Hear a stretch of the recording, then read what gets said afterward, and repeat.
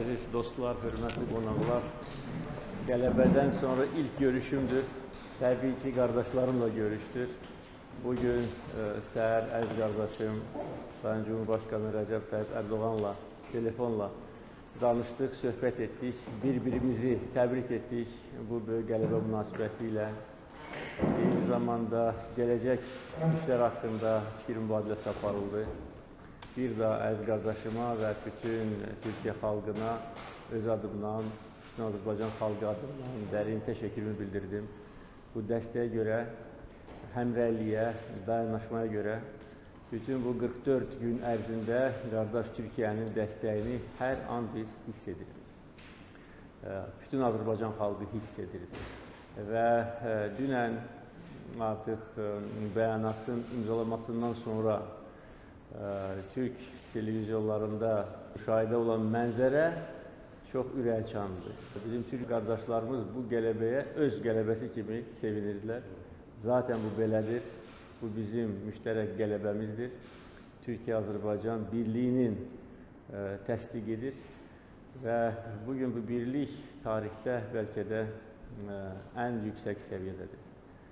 Və bütün bu günlər ərzində həm Türkiyə vəzifəli şəxslər tərəfindən məclis üzvləri, nazirlər, ictimai fəallar, mətbuat, geniş ictimaiyyət, bütün bizim qardaşlarımız çox böyük dəstək oldular bizə.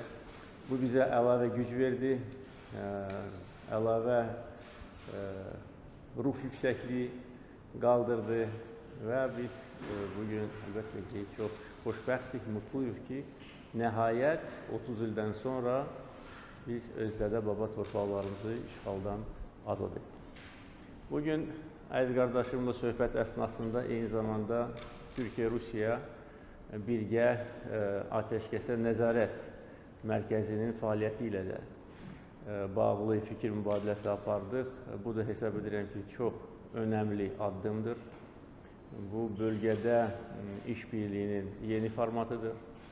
Zaten biz bunu hər zaman istəyirdik ki, Türkiyə və Rusiya Ermənistan-Azərbaycan Dağlıq Qarabağ münaqişəsində bərabər səviyyədə rol alsınlar və bugün buna biz nail olduq.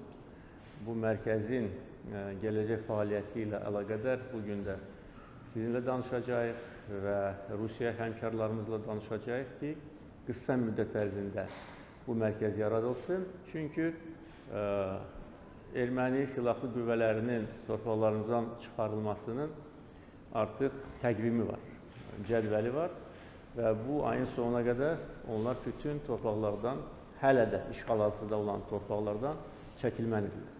Beləliklə, bu mərkəzin qısa bir zaman içərisində yaradılmasında çox böyük fayda var.